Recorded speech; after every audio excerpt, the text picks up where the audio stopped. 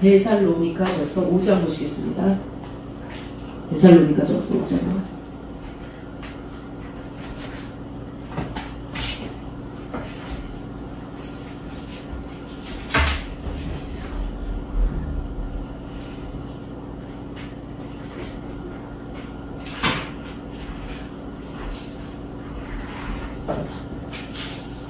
신약 332페이지입니다. 신약 332페이지 15절까지 제가 읽어보겠습니다. 5장 1절부터 읽게요. 형제들아, 때와 시기에 관하여는 너에게 쓸 것이 없음은 주의 날이 밤에 도둑같이 이를 줄을 너희 자신이 자세히 알기 때문이다. 그들이 평안하다 안전하다 할 그때 임신한 여자가 해산의 고통이 이름같이 멸망이 갑자기 그들에게 이르리니 결코 피하지 못하리라. 형제들아, 너희는 어둠에 있지 아니하매 그날이 도둑같이 너에게 임하지 못하리니 너희는 다 빛의 아들이요 낮의 아들이라. 우리가 밤이나 어둠에 속하지 아니하나니 그러므로 우리는 다른 이들과 같이 자지 말고 오직 깨어 정신을 차릴지라. 자는 자들은 밤에 자고 취하는 자들은 밤에 취하되 우리는 낮에 속하였으니 정신을 차리고 믿음과 사랑에 호신경을 붙이고 구원의 소망의 투구를 쓰자. 하나님이 우리를 세우심은 노하심에 이르게 하심이 아니오 오직 우리 주 예수 그리스도로 말미암아 구원을 받게 하려 하심이라. 예수께서 우리를 위하여 죽으사 우리로 하여금 깨어있든지 자든지 자기와 함께 살게 하려 하셨느니라. 그러므로 피차 권면하고 서로 덕을 세우기를 너희가 하는 것 같이 하라. 아멘. 여기까지 하겠습니다.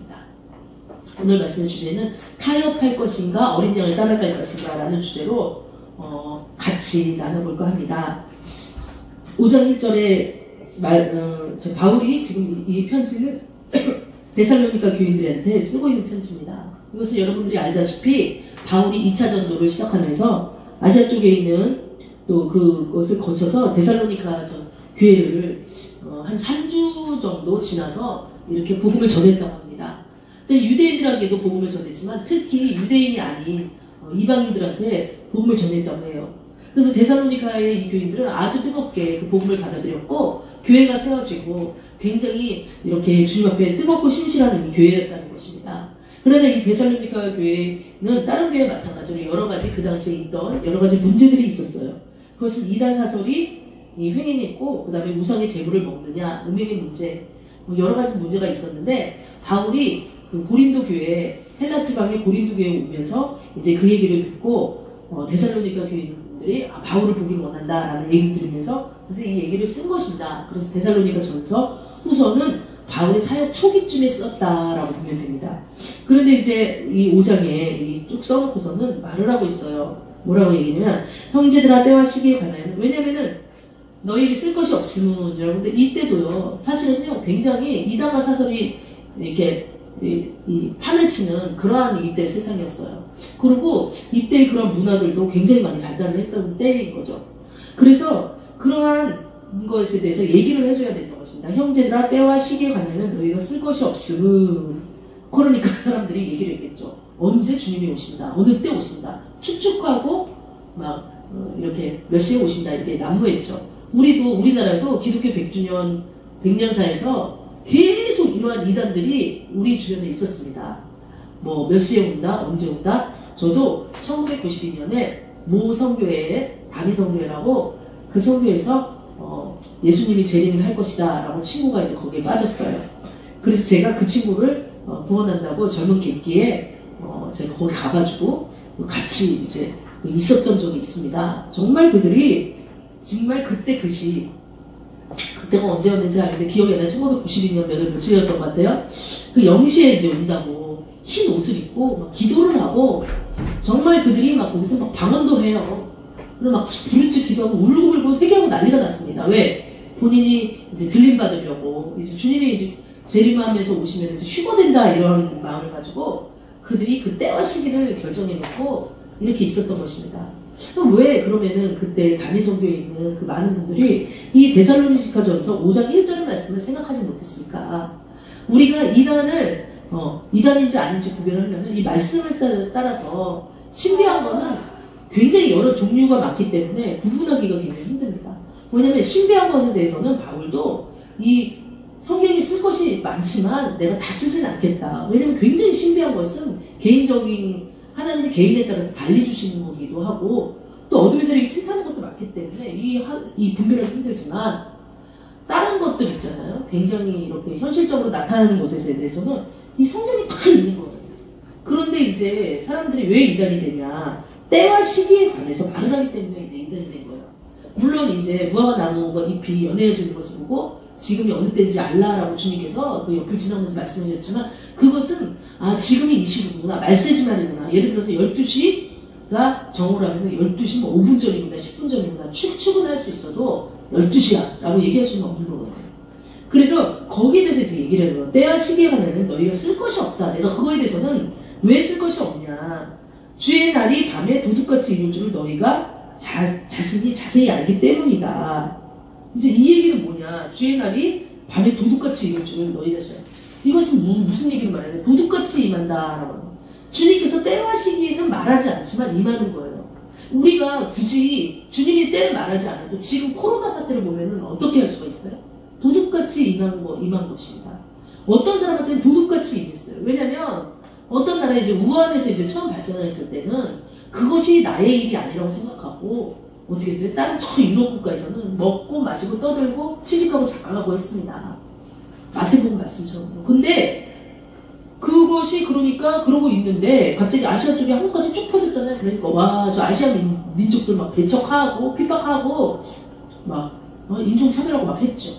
그러고서 자기네는 또 먹고 마시고 했으니 굉장히 자기네는 아니말주의 알았는데 어느 날 보니까 옆에 사람이 죽어나가는 거예요. 그러면 이건 뭐예요? 도둑이 온다는 것을 알면은 누가 우리한테 도둑이 올 거야. 몇 날 몇 시에 올 거야. 라고 얘기를 해서 우리는 어때요? 도둑이 올 그때를 예비해서 다 방패를 만들고 막 몽둥이를 들고 때려잡으려고 하고 있겠죠.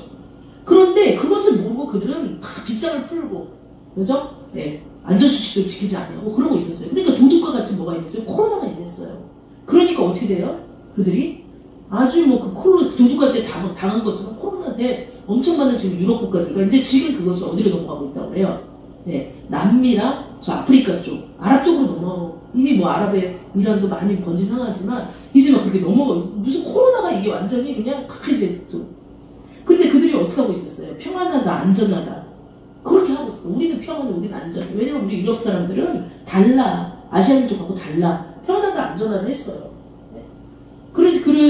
그랬더니 어떻게 됐어요? 임신한 여자가 해산의 고통이 이르는 거지. 임신한 여자들이 맞잖아요. 임신하신 분들은 알지만 그냥 뭐 이렇게 애기 데리고 막 이렇게 가는데 그냥 이렇게 괜찮아요. 이 초기 이 진통이 좀 있긴 있어요. 초기 진통이 있긴 있는데 사실은 해산할 만큼 그런 진통은 아니거든요.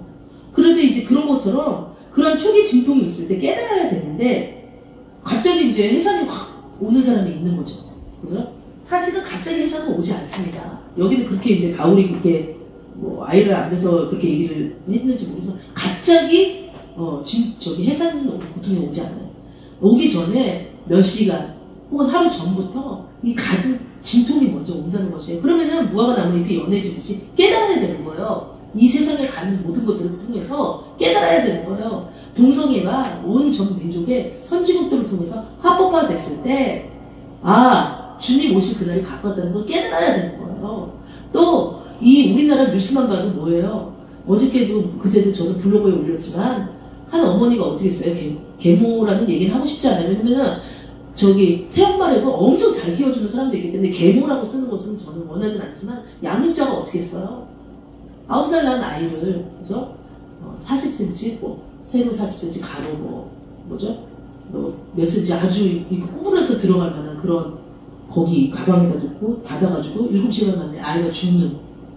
도대체 이게 아무리 그 옛날 이게 뉴스가 안 났다고 하더라도 이런 끔찍한 사건이 정말 어떻게 이렇게 한 달 걸려서 아이들이 터져서 죽는 사건이 일어나냐고요. 진짜 이게 인간이 이렇게 독할 수가 있고 악독할 수가 있냐고요. 자기 하나 편하자고 아이를 그렇게 할 수가 있냐고요. 아니면은 또 하나는 다른 뭐 이유를 들자면 저는 심리학을 전공한 사람이라 여러 가지 이유가 있습니다. 그 양육자의 어머니한테 학대를 당했다든지 우리 인간이 얼마나 연약하냐면요. 학대를 당하죠. 그럼 그거를요 버리지 못해요. 로봇가 아니기 때문에 이 무의식 속에 싹 숨겨나고 있다가 촉발 사건이 딱 일어나죠. 어떤 식으로든 터지게 돼 있어요. 잠깐 얘기를 드리지만 그 어머니 같은 경우는 사실은 어렸을 때 아마 그 어머니 그 딸하고 막 때려다녔을 거예요. 뭐 아이가 뭐 거짓말을 한다고 그래서 뭐 그랬다고 뉴스를 언뜻 본 것 같긴 한데 어떤 정직에 대해서 엄청 이 부모가 그죠? 이 사람을 뭐 했다든지 아니면 너무 느슨하게 되는 둘 중에 하나예요. 극단적인 방법으로 나옵니다. 그랬을 때 그것이 무의식에 꽉 상처로 이 어린아이가 자라지 못하고 어린이들 그걸 떨쳐버려야 되는데 자라지 못하고 있다가 자기와 비슷한 나이 혹은 자기랑 자기처럼 연약해 보이는 그 어린아이의 그 모습을 보면서 그 범죄한 모습을 보면서 과하게 자신이 하나님께서 심판하려고 하다 보니 그죠? 그렇게 아이를 죽을 줄도 모르고 나중에 본인이 이제 했다고 했잖아요. 그렇게 인간이 막 이제 이성을 못 누르게 돼 있어요. 본성이. 그러면 여러분들이 생각해요. 아니 왜 지금 이 시대에 왜 이런 일이 많이 벌어질까? 그거는 옛날에도 그랬지만 지금 매체가 발달해서 그래. 천만에요. 우리 기독교 초기에 들어왔을 때 처음에 들어왔을 때는 먹고 살고 바빴고 그래도 온전히 있었어요. 물론 가끔가다 그런 사건들이 하나 있었지만 그런 사람들이 있었겠지만 이렇게 전반적으로 이렇게 악독함이 퍼지진 않았어요. 그런데 지금은 뭐예요? 엄청나게 그 악독함이 되게 퍼지고 있어요. 그리고 사람들이 굉장히 일이 있어요. 우리 안에 뭐가 있냐면 이 거울세포라고 그래가지고 거울 유련이라고 해서 신경세포가 있어서 우리 인간한테 뭐가 있냐면 저 인간이 저 사람이 하는 거를 내가 보고 그것을 나도 모르게 따라하고 흡수하게 하는 이런 것이 있어요. 물론 학자들 가운데는 그게 좋아하는 사람 가운데 일어난다고 했지만 인간 마음에 악을 좋아하는 마음이 본성이 있잖아요. 그러니까 저 사람이 뉴스에 그 내용이 나오죠. 그러면 그걸 똑같이 또 그 사람이 해요. 그래서 범죄의 양상을 보세요. 범죄의 양상을 보면 어떤 범죄가 하나 터지죠. 그럼 모방 범죄들이 계속 나오는 겁니다. 그래서 하나님께서 어떻게 보면은 노아 홍수 때 창세기에 노아를 남겨두고 사람들을 쓸어버릴 수밖에 없었던 하나님의 마음을 우리 너무나도 그런 것들을 보면서 이해를 하는 거예요. 그래서 어떻게 임하느냐 그런 사람들한테는 안전하다 평안하다 나는 부유하다 라오디에 교회처럼 나는 정말 나 부유하다 나 막 이렇게 하는 그 사람들한테 어떻게 임하느냐 도둑과 같이 임한다는 거예요. 나는 괜찮아 아무튼 또한 도둑과 같이 임하고 그들에게는 그것이 임하는데 어떻게 임하냐 해산의 고통이 이를 같이 해산할 때 얼마나 힘들어요. 해산해 본 여인들은 알지만 그래서 여인들이 더 여성들이 더 예수를 잘 믿나? 그냥 그 하늘이 노래지잖아요. 정말 해산의 고통이 이른 것 같이 이 바울이 봤을 때 가장 큰 고통은 아마 해산의 고통이라고 생각을 했나 봐요. 그러니까 이제 여기다가 해산의 고통이 이른 것 같이 멸망이 갑자기 그들에게 이르리니 결코 피하지 못해요. 그러니까 우리가 정말 막 그렇게 자만했잖아요. 우리 과학이 얼마나 좋아. AI가 어떻고 우리는 앞으로 막 우리는 정말 지금 갑자기 생각이 안 나는데 새로운 우리 새 인류라고 해가지고 말이죠. 우리가 로봇의 장기를 몇 개 인간한테 이렇게 깨닫고 심지어는 우리의 호르몬, 감정 호르몬을 없앰으로 말미암아 그 사람들이 감정 때문에 이렇게 이 사람들이 이렇게 인류가 이렇게 힘들다. 그러니까 감정을 좀 없앰으로 말미암아 굉장히 되게 이성적으로 로봇과 거의 같이 하게 하면서 인간이 그렇게 살 수 있는 그럼 인간은 영원히 살 수 있다는 그 책이 있어요. 지금 기억이 좀 안 나네요.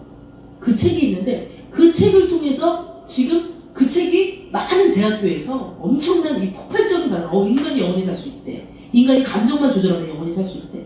라고 하면서 그 신인류에 대해서 막 이 얘기를 하면서요. 그 책들이 불티나게 팔리고 또 교수들이 앞다퉈서 이것은 대단한 이것은 내용이다라고 하면서 그것들을 그 석학들을 외국에서 초청을 해가지고 사람들 앞에서 이것을 이렇게 이 지식인들을 통해서 대학생들을 통해서 이것을 연설하게 하고 강의를 듣게 만들어요. 이 얼마나 우리 인간의 교만이었어요. 정말 어떻게 보면은 우리 창세기 11절 말씀처럼 바벨탑을 주님께서 우리에게 자연적인 그 돌을 주시고 그것을 통해서 건축을 하게 만들었는데 벽돌을 인간이 굽기 시작하면서 벽돌로 바벨탑을 막 쌓으면서 어떤 일을 했어요? 자, 우리가 모두 다 합쳐서 저 하늘까지 가보자. 라고 하나님을 막 대적하니까 하나님이 신이 내려오셔가지고 그것을 보고 이들이 우리와 같이 될까? 걱정을 하신 거예요. 어떤 걱정이 있어요?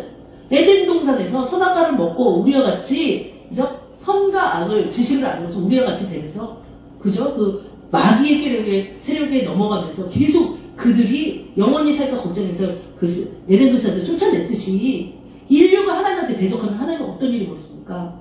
하나님 그 대적에 대해서 손을 들 수밖에 없는 일이 벌어지고, 사실은 그러한 것들이 최근에 많이 발생하고 있다는 거 배우지 않는 우리들은 알아야 돼. 그래서 그러면 왜 이것이 중요하냐?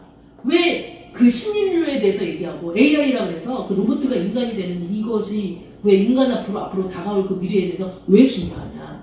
왜냐하면 지식층들이 이 전 세계를 그 리더십이 될 거기 때문이에요. 우리는 뭐 그냥 지금 뭐 재난 자금만 이렇게 타먹고 그냥 그 당장에 먹고 살 것만 있으면 좋다라고 하지만 인류가 이렇게 방향이 바뀌어가고 정치의 방향이 바뀌어가고 그 어떠한 그들의 어떤 주관과 사상이 변해가는 것을 우리는 아주 눈여겨서 꿰뚫어서 독수리 매 눈같이 그들을 쳐다봐야 될 줄 믿습니다.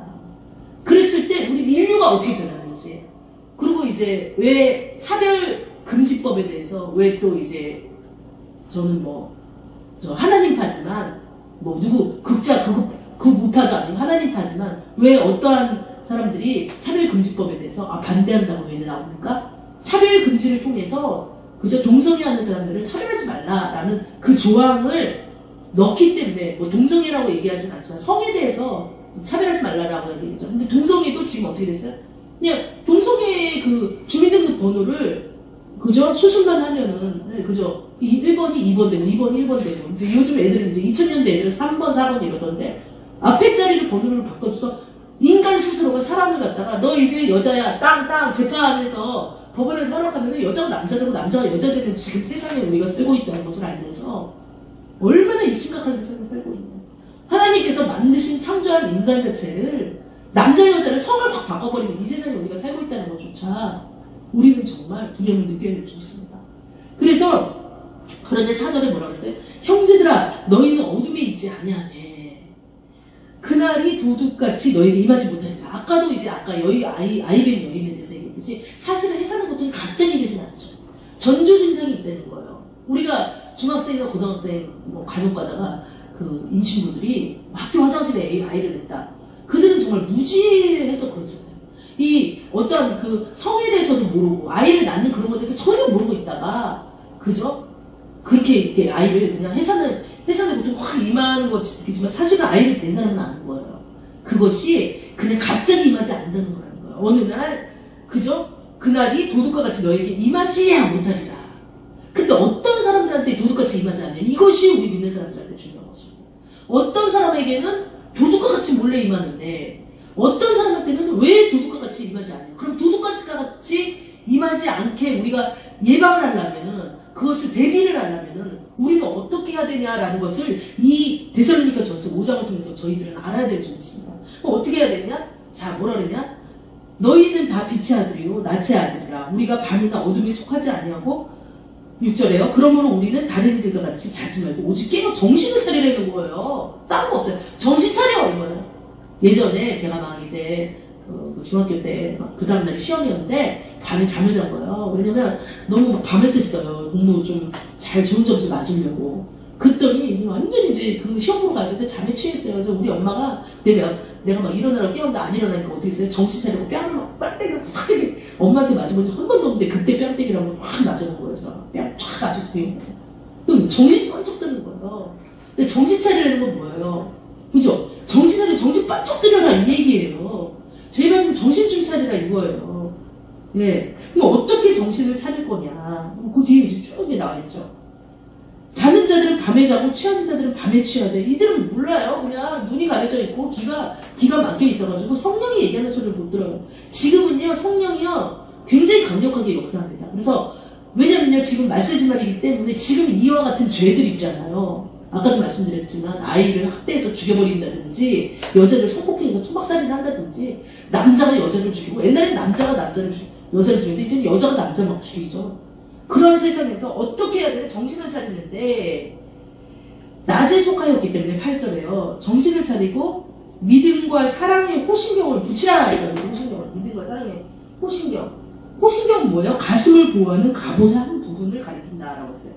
그러면 갑옷은 어때요? 갑옷은 누가 이렇게 돌을 던져도, 그죠? 활을 쏴도 그 당시에 갑옷은 이 튕겨 나가는 거예요. 갑옷은 로마 군대 그 갑옷은 이 그 방패는 머리부터 발끝까지 아주 굉장히 방패가 크다고 하는데 뭐 갑옷은 아니지만 그런 방패를 했을 때 뭐 화살이 오면은 그 우리 뭐 그 영화에 보면 알잖아요. 다 튀겨 나가잖아요. 그런 것처럼 이제 또 호신경을 여기다 딱 붙이라 이거예요. 호신경을 붙이면 어떤 일이 벌어집니까? 호신경 붙이면은 어떠한 밤에 자는 자들과 어떠한 밤에 취한 평안하다 안전하다는 자들이 자꾸 얘기하는 거에 대해서 우리가 말려들지 않는다는 거예요. 지금은요 막 그들이 얘기해요. 안전해 평안해 우리 괜찮아. 그렇지? 우리는 지금 자자자자냐 취하자 먹고 마시자 막 이러잖아. 그거에 대해서 우리가 어떻게 대응을 해야 되나. 믿음과 사랑의 호신경을 보죠. 믿음을 가져라. 일단 믿음을 가져라. 그죠? 예수께서 부활하시고 나서 그 제자들을 찾아갔을 때 어떤 일이 벌어졌어요? 그 다시 살아나셨을 때 십자가에 못 박히고 그 다른 제자들만 믿었는데 누가 못 믿었어요? 도마가 못 믿었죠. 나는 예수를 내 손에 그 옆구리 찔린 창을 옆구리로 하고 그 손가락에 내가 손을 넣어야지 알겠다고 얘기를 했잖아요. 그죠? 그래가지고 예수님께서 그 불쌍한 그 아직 성령 시대가 아니기 때문에 충분히 이해를 하신 거예요. 그래서 봐서 야 해봐라 그래가지고 그리고 이제 내가 예수인지 알겠나이다 이렇게 됐잖아요. 그러니까 예수님께서 뭐라 했어요? 보지 않고 믿는 자는 복되겠다고 했거든요. 그러면은 오늘날에 왜 보는 자는 그러면은 별 복되다고 얘기해? 아 보니까 너 복돼 왜 이렇게 얘기 안 하셨을까요? 왜냐면은 인간의 이 시각, 이 보는 것이 금방 사라져요. 우리가 처음에 예수 믿었을 때 첫사랑을 마음에 품고 주님 막 이러다가 막 신비체험도 막 하죠 처음에는. 그러다가 인간은 금방 까먹고 다시 세상으로 나가는 사람 되게 많잖아요. 그와 같이 보는 거는 별로 그닥 크게 인간한테 영향을 미치지 못한다는 거예요. 근데 보지 않고 믿는 자는 복되다라고 했어요. 그런데 뭘 믿어야 되냐? 예수 그리스도가 살아계신 거 우리를 끝까지 붙들어주고 그분이 택하신 백성에 대해서 끝까지 주님께서 놓지 않음을 믿어야 되는 거예요. 그러면 그 믿음을 가지고 사랑의 호신경을 붙이라는 거 이건 뭐예요? 우리를 핍박하고 말세가 될수록 경건하게 살고자 하는 자는 더 박해를 받으리라 이런 말이 있듯이 막 경건하게 살고자 하는데 주변에 여러 가지 것들을 박해를 받는 거예요. 사실은 박해라는 게 뭐 북한처럼 막 예수 믿는 사람 총살하고 갔다가 막 아우지 탄광이 옛날처럼 막 이렇게 그것도 박해겠지만 오늘날 박해는 뭐가 박해예요? 지금 이런 환경이 박해예요. 지금 이렇게 예수 믿기 힘든 환경이 박해예요. 지금 세상의 이 모든 이 환경이 우리를 계속 예수 못 믿게 그쪽으로 끌고 가는 이 환경 자체가 박해예요. 그럼 우리는 여기서 뭘 해요? 믿음을 가져야 돼요. 믿음을 가지려면 어떻게 해요? 경건의 연습을 해야 되는 거예요. 경건의 연습은 어떻게 해요? 정해진 시간에 기도를 하고 무시로 기도를 하고 또 성령이 소멸하지 않도록 성령의 역사 가운데서 주의 복음을 예비한 평안의 에베소서 6장의 말씀처럼 평안의 신발을 신고 나가서 복음을 전해야 되는 거예요. 근데 복음 전하기 힘들다. 그러면 뭐 블로그라도 다른 방법으로도 얼마든지 복음 전할 수 있는 방법들이 있어요.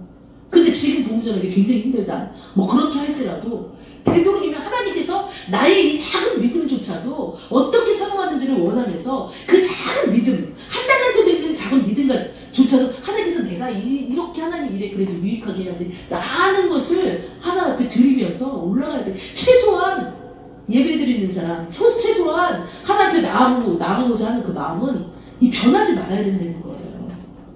그래서 그 믿음을 가지고 나가야 되는 거예요. 우리가 다니엘서 6장에 보면 다니엘이 어떻게 했어요? 지금 나라도 다 망했어요. 네? 그리고 이제 막 바벨론은 다 끌려가고, 그죠? 바벨론 왕이 됐다가 이제 나중에 페르시아 그때까지 이제 다니엘이 살아있지만, 근데 바벨론 완전히 우상숭배가 있는 곳에서 어떻게 했어요, 다니엘이? 하루 3번. 그죠? 이스라엘 그쪽을 보고서는 예루살렘 쪽으로 기도를 해요. 그러니까 경건의 평소에 연습이 있었기 때문에 이게 가능하지. 정말로 우리 앞에 나타나가지고 경건의 연습도 없이 평소에 예배도 안 드리고 기도도 안 하고 성령을 인정도 안 했던 사람이 갑자기 이제 어느 날 이제 막 와가지고 666 얘기 우리 많이 하잖아요. 요한계시록에 666이라. 그죠? 이 666을 받지 않는 사람은 사고 팔고 할 수 없다. 경제적인 거 확 묶어버리는 시대가 온다는 거예요, 이제 앞으로. 이게 666이 뭐라는 의견을 떠나서 이 666이 초기의 정부에서 이것을 너무 받아야지 물건을 살 수 있으라고 했을 때 우리가 평소에 경건의 연습도 안 하고 정말 믿음은 나가지도 않고 사랑의 호신경도 여기다 붙이지 않고 있던 사람은 어떻게 돼요? 막 다니엘처럼 막 완전히 그 식민지 그로 있으면서 그 나라에 무서운 바벨론 나라에 가가지고 뭐 3번 이렇게 밖에 그 예루살렘 보고 기도할 수 있어요? 절대 그거 안 돼요. 경건의 연습이 있어야 돼요. 그래서 주의를 지키라고 하는 거고, 그래서 예배를 이 땅에서 이 교회를 예배를 왜 사수하려고 하느냐? 그렇게 욕을 얻어먹으면서도 왜 예배를 사수하려고 하느냐? 사실 그때를 위한 거예요. 그때를 위해서 차세대라는 건 뭐예요? 청소년 지금 주일학교 초등부의 아이들을 지키려고 하는 이유는 그때를 대비해서, 그때가 머지 않았다고 하는데 그때 666을 대비하면서 적그리스도가 정말 진짜 지금도 적그리스도가 있다고 하지만 나타났을 때 정말 우리의 그 어떤 기독교인으로서 자유롭게 예배드리는 것을 뺏길 날이 있다고 성경은 말하고 있기 때문에 안 와야 되겠지만 그때를 대비해서 우리가 경건의 연습을 하고 예배를 모여서 드리는 거예요. 그래서 오늘날의 이 예배, 오늘날의 이 경건의 연습은 너무나도 우리에게 중요한 것입니다. 우리는 현재를 살지만 미래를 사는 사람들이에요. 현재를 살지만 미래를 사는 사람들이에요. 현재에 쌓여나가는 우리의 행동들이 미래를 결정한다는 것을 알아줘야 돼요. 그래서 그렇게 말씀드렸습니다. 사랑의 호신경을 붙이고, 이 사랑의 호신경은 왜 필요해요? 우리가요, 어떨 때 우리가 넘어져요? 사랑 때문에 넘어질 때가 많다는 거예요. 교회 안에서도요, 사람들이요, 막 서로 시험 들게 하고요, 사람들이 그래가지고 교회를 떠나고요, 하나님한테 떠나는 사람이 많아요. 하나님이 그런 게 아닌데, 사람이 그런 건데. 그러니까 거기다가 뭘 붙이라는 거예요? 사람을 이해할 수 있는 사랑의 호신경을 붙이라는 거예요. 여기다가 사랑의 호신경을 붙이면 어떤 불화살이 나한테 와도 이 사랑의 호신경을 맞고 떨어질 거 아니에요. 그래서 바울이 생각한 것은 사랑의 호신경을 붙이라. 인간 막 저주하고 미워했을 때 그 일이 벌어지는 거 아니에요. 자기 자신을 사랑하지 못하기 때문에 애를 갖다 가방에 넣어가지고 죽여버린 거거든요. 그것은 결국 무엇이냐? 자기의 9살 때 그 아이의 모습을 걔한테 연약한 모습을 봤기 때문에 그 자기 자신을 죽여버린 거거든요. 인간은 2가지예요.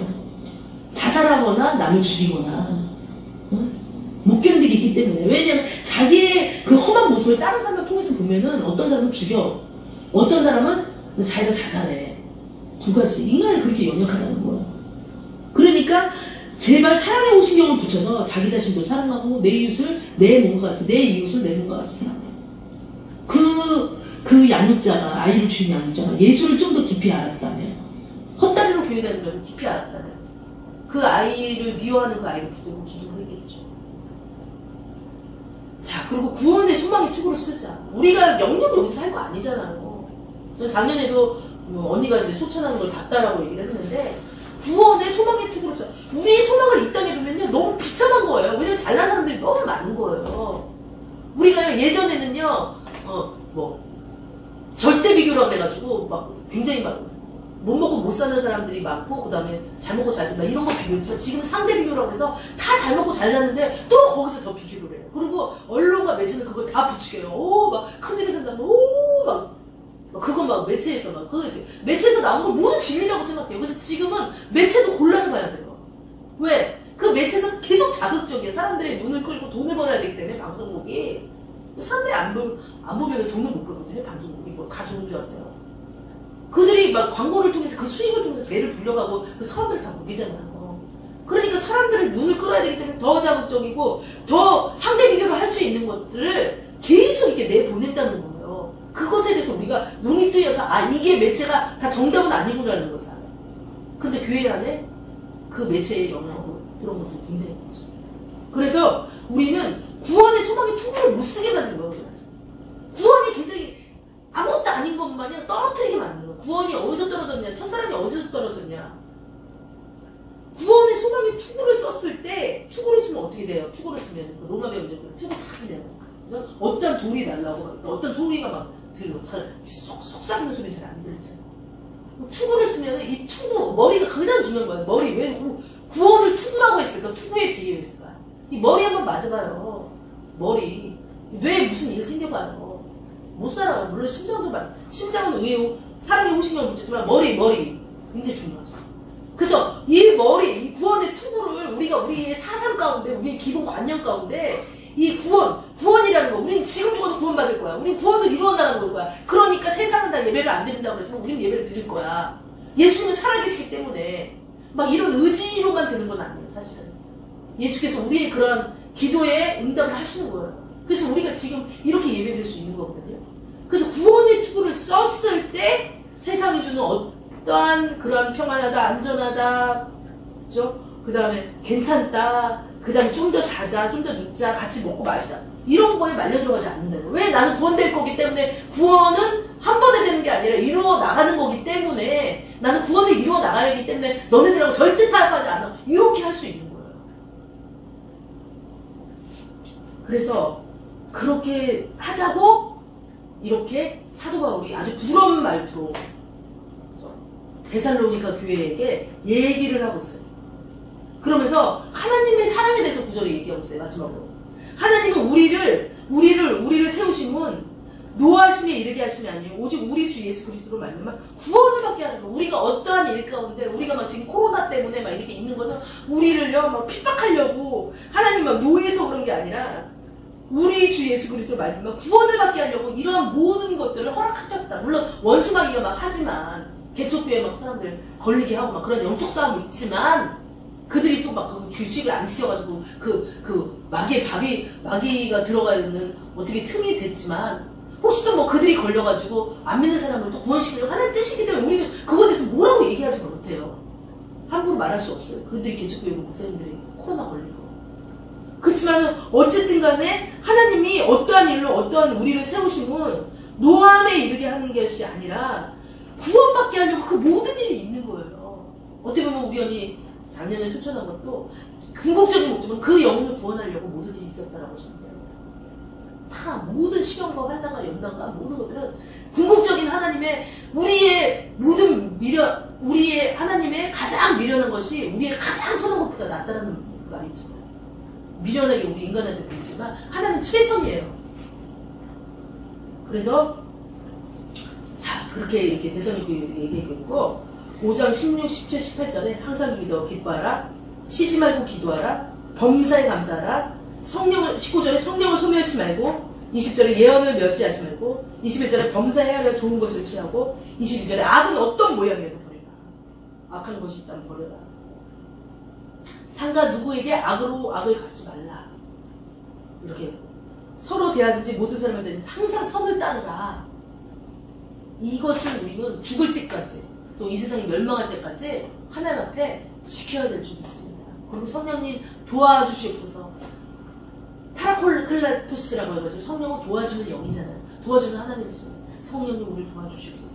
잘 안 되니까 도와주시옵소서. 기도해야 될 줄 믿습니다. 그래서 이 시간에 기도할 때 하나님, 주님 기도드립니다. 정말 세상은요 괜찮다, 안전하다, 그죠? 막 다 자자, 같이 그렇게 어둠에 속하자라고 얘기하지만 우리는 깨어서 기도할 것입니다. 그리고 우리는 정말 안전하지 않다는 것을 알고 있습니다. 그래서 하나님, 우리는 정신을 차리게 도와주시옵소서. 우리 낮에 속한 빛의 자녀라는 것을 깨닫게 해주시옵소서. 믿음과 사랑의 호신경을 그치게 하여 주시옵소서. 구원의 소망의 투구를 붙들게 하여 주시옵소서. 주님, 우리에게 믿음과 사랑을 주시옵소서. 구원의 소망의 투구를 쓸 수 있는 저희들 될 수 있도록 도와주시옵소서. 성령의 역사에 달라고 주의 정을 기도하시겠습니다. 주여, 주여 아버지 여러분, 주여 아버지 여러분, 주여 아버지 여러분, 지금